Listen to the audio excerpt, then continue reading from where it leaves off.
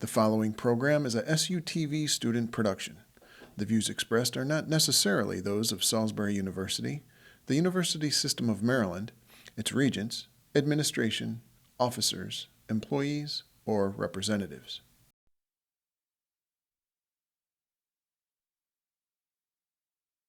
And good evening. Welcome to the Never Ending Sports Debate. I'm David Cabrera. And I'm Matthew Forney. They haven't had a winning season since. And the fact that, they would be 0-4. And I think the fan base would have really started calling for Shanahan's head at that point, removing him as coach, because why would they be 0-4 after a 10-6 season last year and winning the division? So I say yes, they aren't back yet. They got to play. They got a tough next 5 games. They play Dallas off the bye week. They play Denver. Those are 2 tough matchups, so their next 5 games are going to be the real road test of what we see of this team. And if both Shanahans let RG3 run more, because I feel like that's what they need to do. They need to take the training wheels off and let him run. I'm going to make a guarantee here. Sunday night, well, not this week because they got a bye, but when they play Dallas in Dallas, they will own them and win. Let me tell you why. Because I was encouraged by the way RG3 played in the fourth quarter, especially on that scramble and the throw to Halou on a dime. And the Halou hurdle over the guy. That was nice. Nice. And I know the Raiders are in Dallas. Dallas is performing really well, even though they lost yesterday to San Diego in a close one. But, I was really encouraged by how the front 7 played, especially Orakpo, Kerrigan, and Cofield, who each had 2 sacks. And, Amerson returned that interception for a touchdown, and it was a terrible throw by Flynn. I think that was the turning point of the game. He locked in on his receiver and, paid the price for it. And you're right, it was a turning point in the game because, even though they were down 14-10, going into the second half, going into halftime, coming out in the second half, they really picked it up. And, they're only 1 game out, which could be a sign of how bad things are in the NFC East, honestly. Yeah, because if you look at who the NFC has to play this year, they have to play the AFC West. That's Denver, Oakland, Kansas City, and what's the other team? You said Oakland, Kansas City, Denver, and San Diego. San Diego. And so far, people are having fits with Denver, and they're going to have fits with Kansas City, and they're going to have fits with San Diego. So that's possible 3 losses for each of the AFC, 3 losses for every NFC East team. Well, like I said, I guarantee that they're going to beat Dallas because that's a big guarantee. It is a big guarantee, but they're going to win. And the defense is going to do something that it hasn't done all season except for yesterday, and that is get to the quarterback a lot and force turnovers. Because when Romo sees the burgundy and gold, he freaks out. This has been true the past 2 years. I'll give you that because Thank you. If we go back to last year, he threw those 3 picks, one of them costly, very costly. But when it comes down to big games for Tony Romo, he doesn't show up. He chokes. And so you're classifying this next game as a big game? Sunday Night Football, man, at Dallas, that's huge. That's a no-brainer right there. And then we go to Denver and probably lose because Denver is just firing on all cylinders right now. It's ridiculous. Speaking of Denver, they won yesterday 52-20. Mm-hmm. And what a lot of people were thinking was going to be a closer game and that, Chip Kelly's offense was going to tire out the Denver defense, which wasn't the case. Denver was up 21-13, I believe, at halftime, and then it just wasn't even a game from there. They outscored them 32-7 in the second half. Scored like 4 touchdowns. Yeah, and that's the case for Denver this season is that they're a second-half team. If you look at Baltimore, they scored 14 points. They ended up with 45 or 48. Yep. I mean, it just goes to show that, you can keep Denver close in the first half. The real test is can you play a whole 60 minutes against Peyton Manning in that offense? Because Peyton Manning will learn to pick you apart. But going back to the original question, I'm with you. I probably hold off on saying that they're back. But like I said, big guarantee there. They're going to be Dallas. But let's just wait and see to see if they're back. But, RG3, the way that he played, he's starting to get his wheels under him, man. He's starting to play well. And, that Morris injury, who knows how long he's going to be out. Hopefully it's a minor setback. And, now they discovered they got Roy Halou, who was injured most of the past 2 seasons. And, he was balling yesterday. So see what happens in 2 weeks.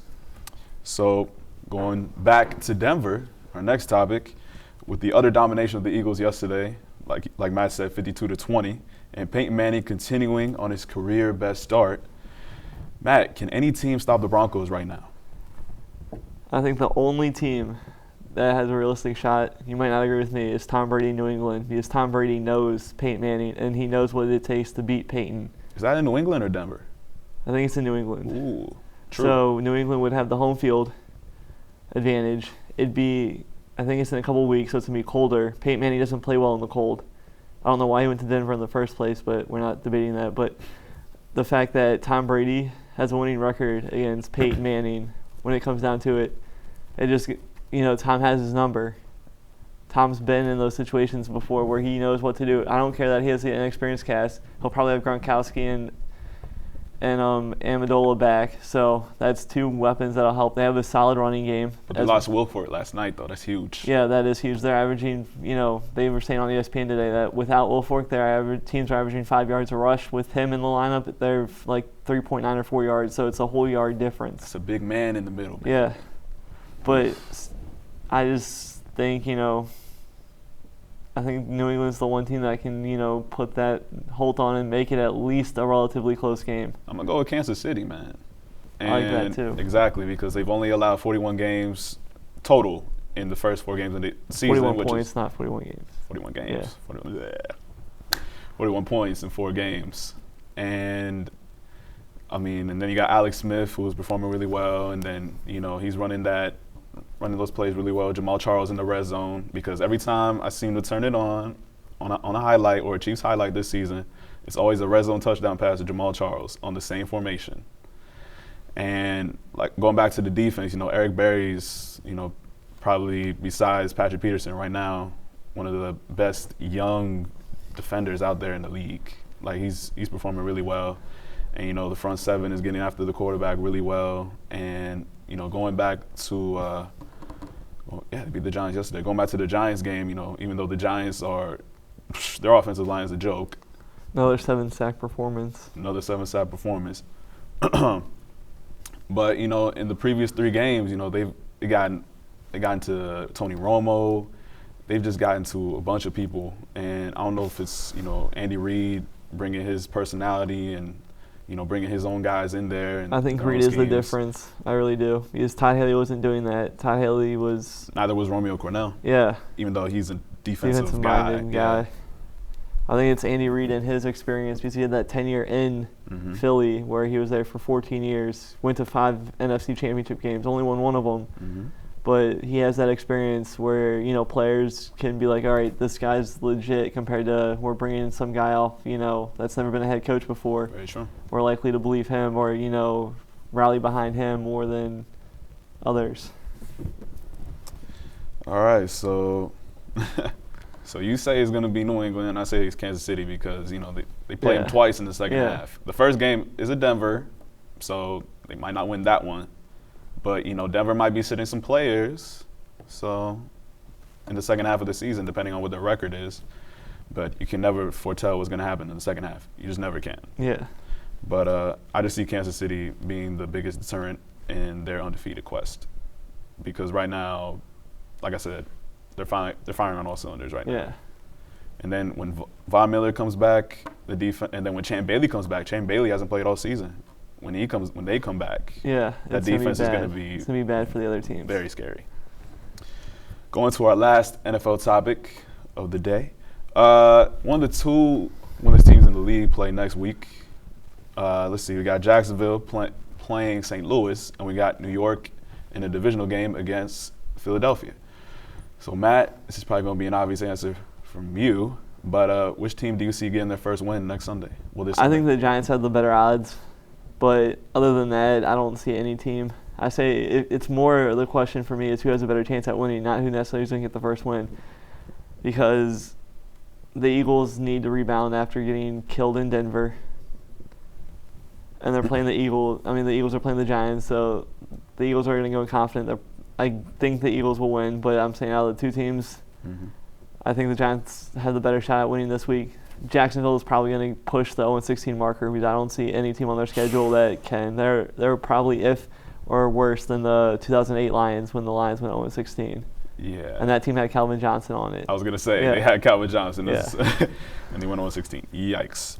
But I'm gonna have to agree with you. There's one team out of the two right now because Jacksonville right now. I mean, Maurice Jones-Drew is slowly coming back from injury. He does not look the same. And then you have Gabbert, who, man, he should be released or something right now.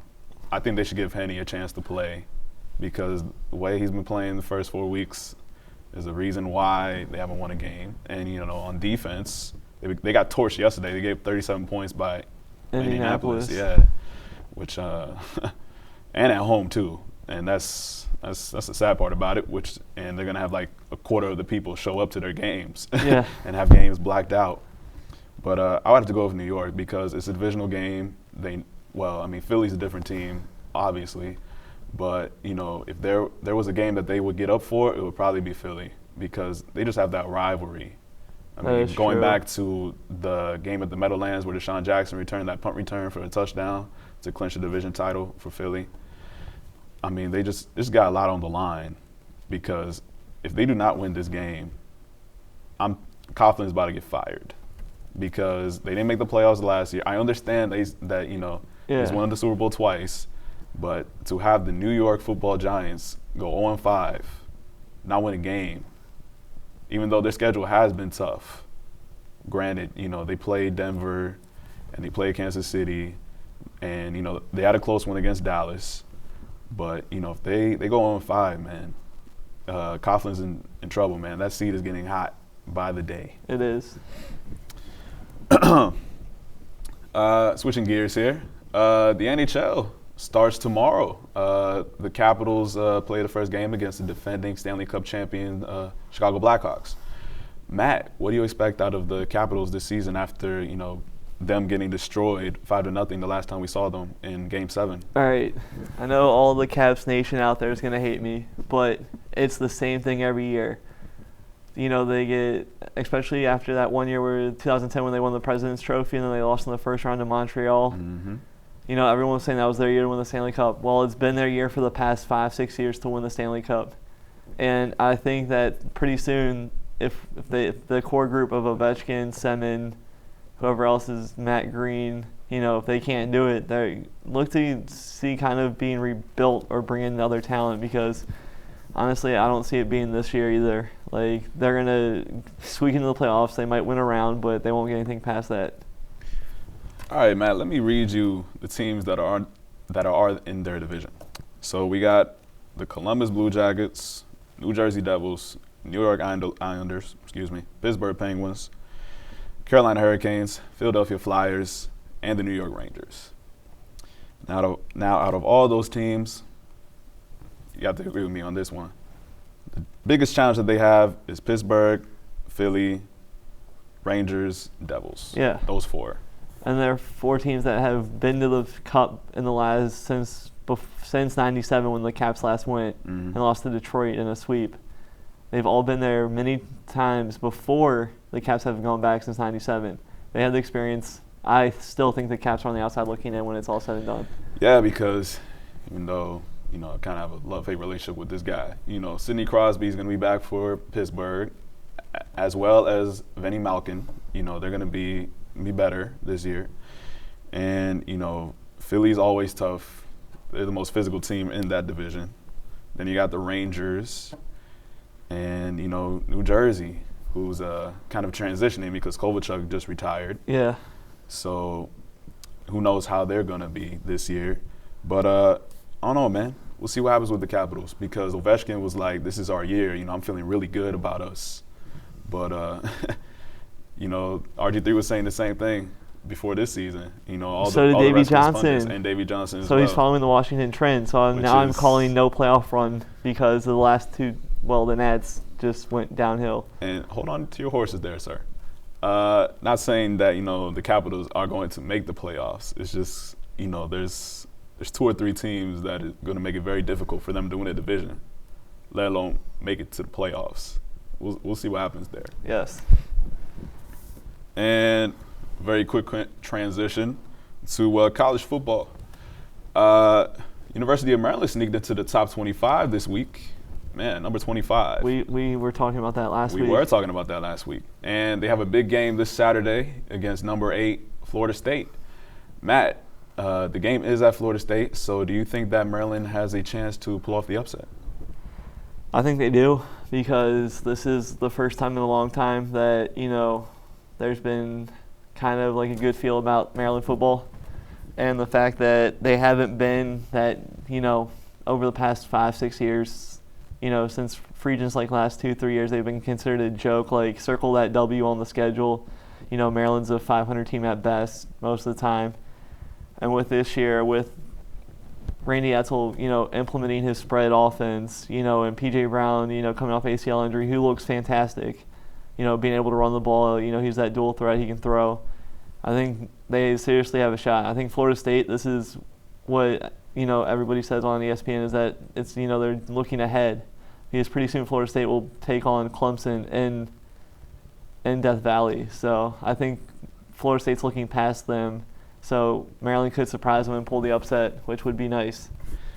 It's not a question of if they have a chance. It's just going to be a question if they can keep up offensively, and that's they can. Yeah. Because they got Diggs, they got C.J. Brown, they got Brandon Ross, who's been very, very good for them at the running back position. And here's a stat for you: points against on defense, 10.3, just third in the nation. So defensively, they could match up well against Florida State, albeit, they played some cupcakes thus far, West Virginia, Old Dominion, well, Connecticut. West Virginia is not a cupcake. I'll give you that. Let me get back to the surefire cupcake teams. So we got Old Dominion, Connecticut, who just fired their coach, and Florida International. So, and West Virginia beat who they beat? Oklahoma State, and a ranked team, man, amazing. See, here's my thing with Florida State. Mm-hmm. They played Boston College last week. Mm-hmm. They won 48-34. 34 points scored on that defense by an unranked team, and a team that is going to be fall in the bottom half of the ACC overall. That's saying something. That should be a motivation to Maryland, saying that they can go into Oak Campbell Stadium and pull that win out. Because, being ranked now, I think that gives them motivation, to prove people, hey, we deserve this ranking. And they're going to go in, and I'm pretty sure they're going to make this game very close, if not pull the upset. I like their chances. And getting back to, what you said, with Florida State looking ahead to the Clemson game. Maryland's undefeated, man.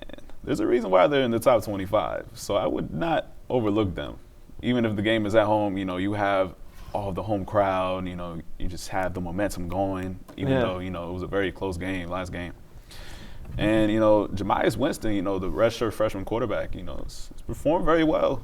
I mean, he's been the truth, because people were praising him before he even started the game. And, he had that great debut against Pittsburgh, threw, I believe, 4 touchdown passes. Yep. And, he's completing almost 74% of his passes this season. And, expecting that out of a redshirt freshman, seeing that is just amazing to me. But going back to, if Maryland has a shot, again, I'm going with you. I believe that they do. I'm not sure that they win the game. But it's going to be close. It's going to be, I say they lose by 10. Okay. And, their defense surprises people. Because I have a feeling, Florida State's a very fast team, but I have a feeling that Maryland can keep up defensively. Right. Offensively, no question there. And going into baseball game tonight, game 163, we have a little matchup in the AL, Tampa Bay Rays and the Texas Rangers tonight. Matt, simple question. Who do you got tonight? I got Tampa Bay, because they've been here before, so is Texas, but I like Joe Madden better than Ron Washington. I also like the fact that they got, they didn't have the distraction of Nelson Cruz. Nelson Cruz is coming back for Texas. How is he going to affect that lineup? And I believe it falls on, if Texas loses tonight, it's going to fall in the hands of Ron Washington. And I like that Joe Madden is laid back. He treats this like no other game, just everyday kind of thing. So I like Tampa Bay, plus David Price is pitching. So he's pitched in the big games before. I'm gonna disagree with you. Just to disagree. But I'm gonna go with the Texas Rangers tonight because Nelson Cruz is coming back from his 50-game suspension, and he should provide some life for the Texas offense. Because just like last year against Oakland, they faltered late, and Oakland won a division again. But Texas is gonna pull it out, unlike last year when they lost to Baltimore in the wild card round. So, and they have Martin Perez pitching. I know he's a rookie, but he had 8 strikeouts in his last game. He has a little bit of momentum coming into this matchup. Albeit David Price has the experience. He has the World Series experience. But I'm gonna go with Texas. All right, so we got a couple of viewer questions. What's going on? They ask, is the NFC East looking rough? Is it as bad as it looks? Is it as bad as it looks? I'm going to have to go with... I'm going to let you answer that one. Right. I think the Redskins are finding their ways now that they've won a game. I also think that, considering they won, but Philly has one other win and Dallas has 2. They're struggling. I don't know if it's just the strength of schedule that they're playing or just teams are, this is the downfall that, teams are falling off. Because before in the past, it's, people talking about the NFC being one of the hardest divisions out there, if not the hardest. So I think it's as bad as it looks. Like, teams are just not as good as they were. It's just the thorough domination of the AFC, mainly the Denver Broncos this year because, let's see, they're playing Dallas this week. Denver at Dallas. So we'll see what Dallas has got for them. And then, Washington has to go to Denver. So, Denver could make a clean sweep of them right now. And Kansas City has 2 wins as well. So I don't think it's a question of, I don't think it's a thing of, not a question. I don't think it's a thing of, how bad the NFC East is. It's just how well the AFC is compared to the NFC. Mainly the 4 teams in the NFC East. It's going to take 10 games to win it. I'm calling it right now. Yeah. People are joking, like 8 games, give them a Little Caesars gift card, if they win a division. Yeah. Nah. Because, as the Giants proved 2 years ago, anything can happen when you get into the playoffs, no matter how bad your division is. Even Arizona, when the NFC West was terrible, it had that they were 9-7. That 5-year stretch of just – I think they finished 9-7 that year when they went. So when the Giants won the Super Bowl, they were 9-7 both years. Exactly. So, I would hold off on saying if and the Seattle. I know this is irrelevant, but Seattle was 7-9 and beat the Saints a couple years back. So very true. Record doesn't really necessarily mean anything. Yeah. So getting to another viewer question. Oh no, never mind. You got it, man. All right. What's going on with New England, and is it just the passing? Well, they're 4-0. I don't. 4-0 is 4-0, man. The record speaks for itself. They found ways to win games. Talib is the cornerback. Is leading the league with 4 interceptions, more than he had in the past 2 years. So he's performing really well. Offensively, Gronkowski isn't back yet. Amendola's hurt, and Tompkins. He had a big game yesterday. He had 6 catches, over 100 yards, and Edelman had 77 receiving yards. So, and they're trying to find themselves running the ball as well because it's running back by committee, I believe. They got Ridley in there. Blunt had a touchdown run last night. Vernon too, or Vereen. He didn't. Vereen, he's in there by committee too. Yeah, no, he's hurt right now. Yeah. But like I said, 4-0 is 4-0, man. You can't complain about being undefeated right now, especially in that division. They could take that division. They could. I think they will because obviously Tom Brady, just the fact that they have Tom Brady at the helm says everything. It's like having Peyton Manning, with no receivers. It's, and the thing is they don't have that chemistry. He doesn't have a Deion Branch. He doesn't have a Brandon Lloyd. He doesn't have Gronkowski. He doesn't have Wes Welker. It's mainly first, second, and third year guys out there for him right now. It's really him, Tom Brady, surrounded by a bunch of rookies. Tompkins is a rookie, undrafted. It says a lot. So when reports are running the wrong route or, their timings are off, it's their first year. New England's offense isn't easy. You just look at Chad Johnson or Chad Ochocinco. They said he didn't play that year they went to the Super Bowl because he didn't know the system. If you don't know the system, you're not going to see the field. So it says something already that the receivers know it. It's just they need to understand it more. I'm gonna go with it, man. I said it like twice before. But 4-0 is 4-0. Yeah. But if this is gonna come back to bite them later on in the year, because they have to play Denver, and they have to play all these good teams. Their schedule. Atlanta was supposed to be that team from the NFC, but they're struggling. So they've gotten really lucky, and playing the Jets. Watching that game was demoralizing to my health. It really was. I was dying inside watching that game. That was terrible. But again, for a fourth time, 4-0 is 4-0. That is very true. All right, do we have another question? No, but New Orleans, Miami, Monday night tonight. Ooh, Who do you have? That's right. We can talk about this for a little bit. I got Miami. Mm-hmm. You got Miami? I got Miami. And let's see. Remember, it's in New Orleans. It is in New Orleans. Does that change your mind? Ooh. Nah, not really. I'm going with Miami. I like Tannehill. He's made a tremendous jump from the first to second year. Yeah, so far. Wallace is starting to get his feet wet in that offense. Before complaining in week 1 that he wasn't getting the ball a lot. Now he's getting the ball like that. And the one thing that scares me though is the running game right now, because they're trying to figure out if Lamar Miller is it for them, even though he performed well last week. You know what their issue is? They let Reggie Bush go. Yeah, that was a mistake. I was mad when they let him go. Look at him in Detroit now. No, with Calvin and they got Bell being like a third down back for them. He's a beast. But getting back to what I was talking about, the one thing that scares me tonight is that, like you said, it's in New Orleans, and Drew Brees and that offense, that's a track meet. You need to keep up with them, and if they can get to Brees, that's the key. If they can get to Brees, because that offensive line, it is solid, but if he gets past it, like if Cameron Wake gets past it, Yeah. and they start hitting Brees. And Brees starts to see in the back of his mind, starts to think in the back of his mind, like, I need to get rid of the ball. Like that time clock is just too fast for him. It could be a long night for New Orleans. That is true, but I like New Orleans. It's at home. Brees is very tough to beat in the Superdome. It's going to be loud.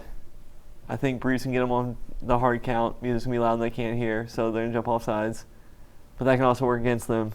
But the big key is New Orleans running game. Who's going to show up? Is it going to be Sproles? Is it going to be Ingram? Is it going to be Pierre Thomas? Who is it? Which one of those 3 by committee is going to show up? I'm not worried about the receivers because he has chemistry with Colston, Devery Henderson, who they just re-signed, and Robert Meacham. Mm. And you got Jimmy Graham, who has gone off this year so far. So It's been very good for my fantasy team. yes, you got to love it as an owner. But I think they're going to clean sweep Miami. We'll see what happens. That is all the time that we have. That is not all the time that we have for tonight. I was joking, punked. But okay, just to review, I got Miami. I got and New you got Orleans. New Orleans. Score?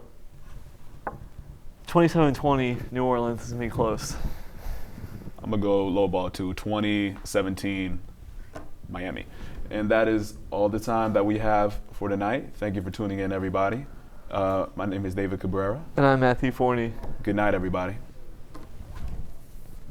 I think 6:59, we were good.